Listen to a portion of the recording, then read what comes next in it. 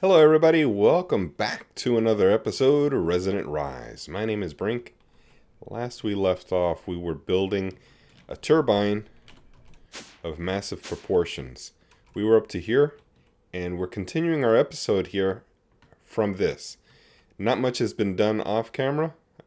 Actually, nothing's been done off camera. I'm continuing this right away. Yeah, I don't think anything else was added.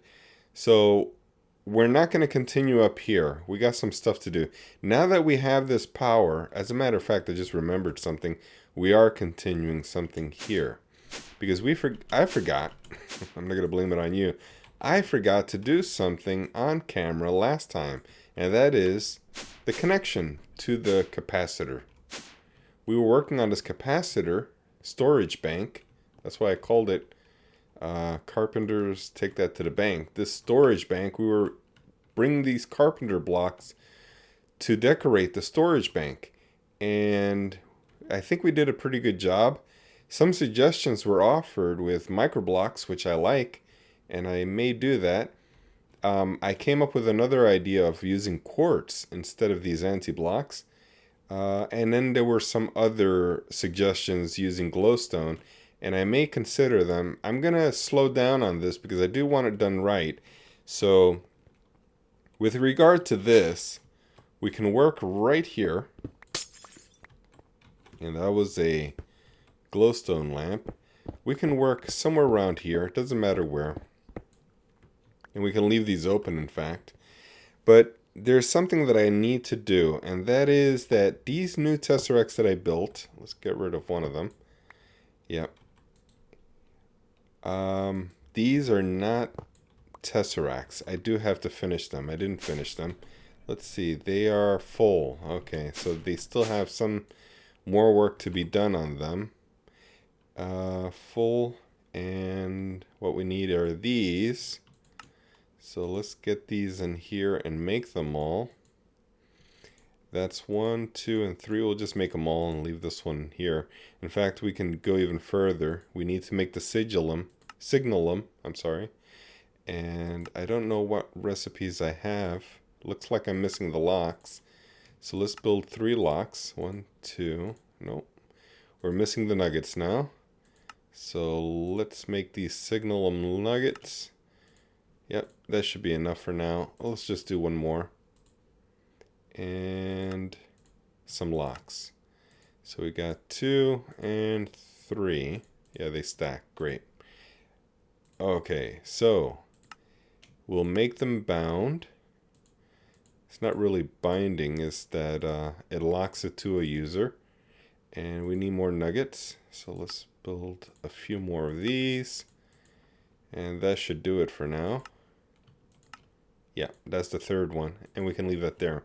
Okay, so I want to measure how much power is going into this storage bank. And there is no throughput limit on a Tesseract, as far as I understand. Oops. Alright, sorry guys, that was a little crash. I think it was because these Tesseracts were brand new. But let's go ahead and lock them to ourselves. It's not going to be power. This one is going to be different.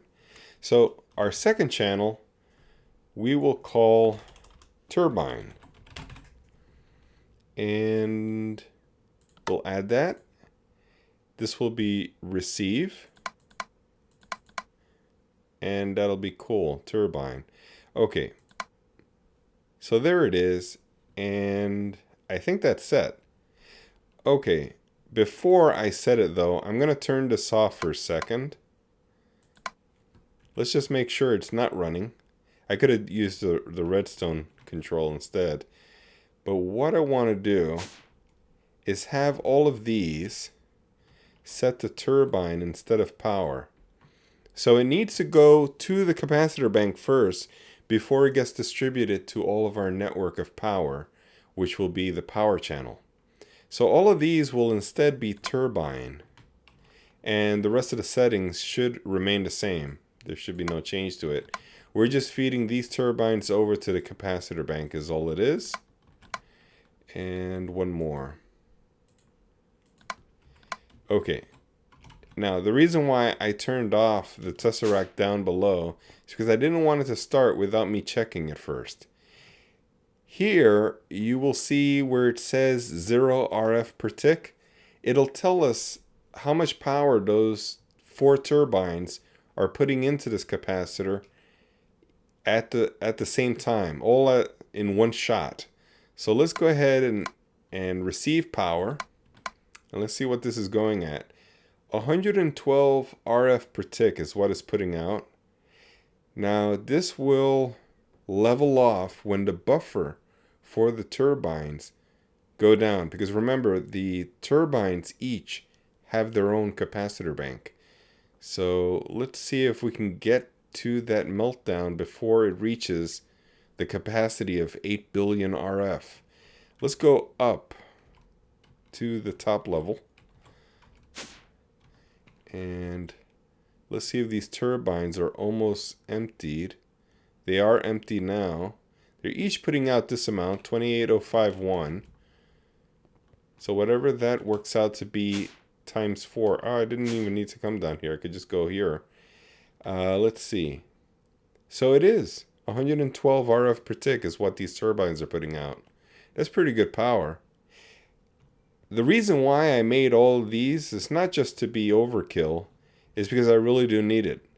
I'm going to be making a lot of things in these upcoming episodes that will be chewing up a whole lot of power.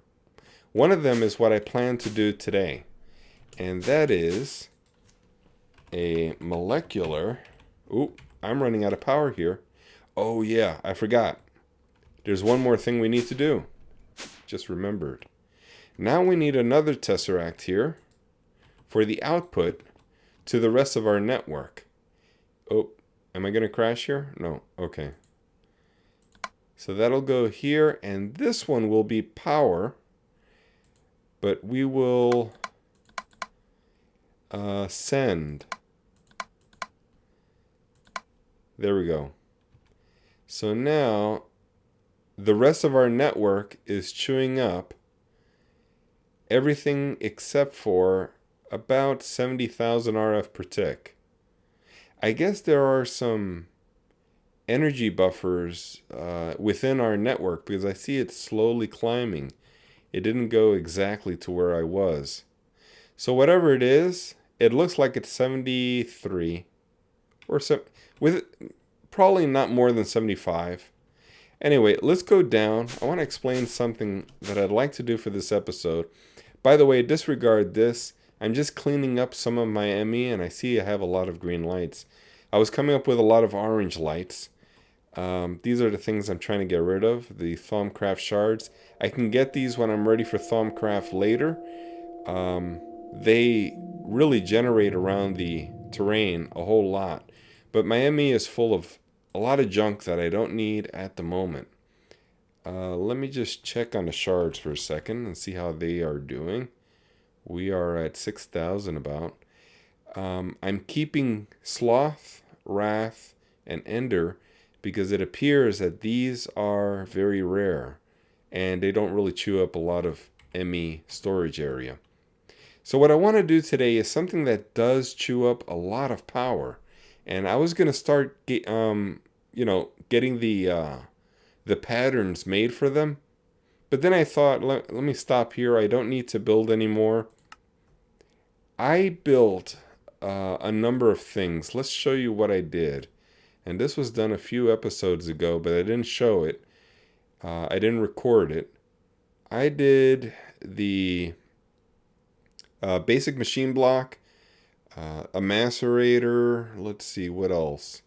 A compressor, a extractor. There is this metal former, very important device for building those plates, and a couple of other things. As you can see, I got a little bit tired because I kept having to build things in order to make these things, and yeah, it takes a long time to have to build them to then make them. So I stopped where I was, and what I'm going to do instead, I've marked out a little area up here for IC2. And as you can see, this is sort of a wall that separates areas so that, I'm contained within the things that I need to access. And all the wiring will be behind the walls, behind the green curtain. So things we don't need to access will be in the minimal spaces here. And then I'll close off these areas, or maybe in the future make some kind of a pathway here to lead off into a different room on top of the blood magic room. But for now, I can build a ceiling up here and close it off because we don't need all the space. So here's where I'm going to have my IC2. I'll probably use a little bit more up here also. I'm going to see what I need first. I'll build the machines and then I'll bring you back and then we'll have some fun. But I should tell you, this is going to take a long time to do because as I was looking at what I want to build today, this device, the molecular transformer, I see that it uses very advanced items. This is something I've never built before. And irradiant uranium, which is just, okay, so yellowite with glowstone, that's easy enough to do. That's very easy. I can definitely do that. How about this? This is glass with alloy. This is not too bad either. This is pretty simple. So let's back up and go to the advanced circuits. That's easy. Some advanced machine blocks, super easy also. Oh, they changed the recipe here. This looks like advanced iron plates. And okay, so it's just steel or is it iron? Yeah, it's steel. Okay. Refined iron by thermal expansion, or regular steel, which is compressed in a rolling machine by the metal former. Is there another way to do it? I guess it's just a metal former. Let's back up a second. These are easy. Carbon plates are easy. It's just a lot of coal. And a basic machine block, super easy, just iron. Okay, so that's easy. And then we get to the super hard stuff. Lapotron crystals. Oh man, this takes a while to do. I've never seen this before. Iron cables, that's not too bad. How about this? The HV transformer will need an MV transformer. We'll need gold cables. I'll probably make a pattern for this and this because these do get used a lot. And maybe the basic circuit also. But let's back up. We got an advanced circuit. So yeah, it's just tedious work. So it'll take a little while. I'll bring you back at this point, and then we'll build it together and find out how it works. Bring you right back. Alright, as you can see, I'm smelting some glass. I needed it for the last part of what I'm building. We should be able to finish this. I'm building this on my empty core. What's it called? An empty core, whatever that is. We are building this. So we're going to need 6 on each side, and there's 2 of them. So I'm going to go with 2 stacks of these. And if we go back to the empty cores, we should be able to build a couple stacks of them. And then we can finish this off. So it's one of these. And now if we pull this up, are we closer? We need one more transformer EV. And I can build it because I have enough of the materials in there. I made another Lapotron crystal. And there was something else needed. Okay, the steel casings that go all around. Advanced machine blocks, which will require all of this. I don't know if we have enough for everything. Yes, we do. Just enough. So we should be able to build this now. Yes, here we go. Our molecular transformer. That took a long time to do. And I just want to check on this, though. Okay, this is done. It was stuck on the ashes for a little while. Alright, so what I want to do with this is to see what things I can build with it. And I guess I don't need to be up here. By the way, I put some hoppers on this just to automate the system because I didn't want to stand here all day doing this. And we're still building these part alloys. Alright, let's go back down here. I guess I'll stick it over here. And I'd like to see how much power this uses though. Just want to see if this is draining. It's not draining yet. I guess we got to put something in it first. Here's the GUI. What do we use the molecular transformer for? Let's hit U, and then we can see all the things we can build with it. I guess we can't. All right, we can't do that. But I do know there is something. I believe it's iron can transform into something else. Don't exactly remember what it was. But let's see. Iron ingot turns into iridium. Let me see how many iridium I have. I have 11. It's a bright, shiny light as it's transforming the molecules. I'm not going to even attempt to explain what's going on. But it looks... Oh, here's the recipes. We can look in here.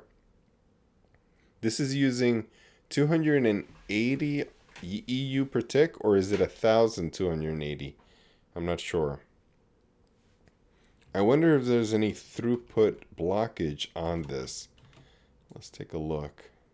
It's keeping up. I mean, the power from the conduit is 22,000, and it's feeding from a Tesseract behind this wall. So it looks like it's less than 22,000 RF per tick is what this transformer is using. Oh, here's a progress bar. So this will take a few minutes, and we'll make a few iridium. That'd be cool. Great. There's other stuff we can build. I just don't remember what it was. I think there's also... Oh, let's look at the recipes. I'm thinking skulls. There it is. Skulls produce nether stars. Iron makes iridium. We got 17 pages of stuff. Oh, excellent. We can make gunpowder. I'm generating enough gunpowder because what I have are 2 witch spawners that I moved in with a dolly. And the mob essence that these produce is more than enough to keep the auto spawner running, creating creepers, which makes the gunpowder that I need. And in fact, my bedrockium drum, it's actually going down right now. The reason why I need the gunpowder, if we go up here, you will notice that gunpowder is exclusively being sent to this color-coded ender chest, and it's almost filling up. Because what we need here is a lot of sulfuric acid to break down the metals to make 5 times ore processing. So that gunpowder is really essential for what I need. Really useful. So what else can we do here?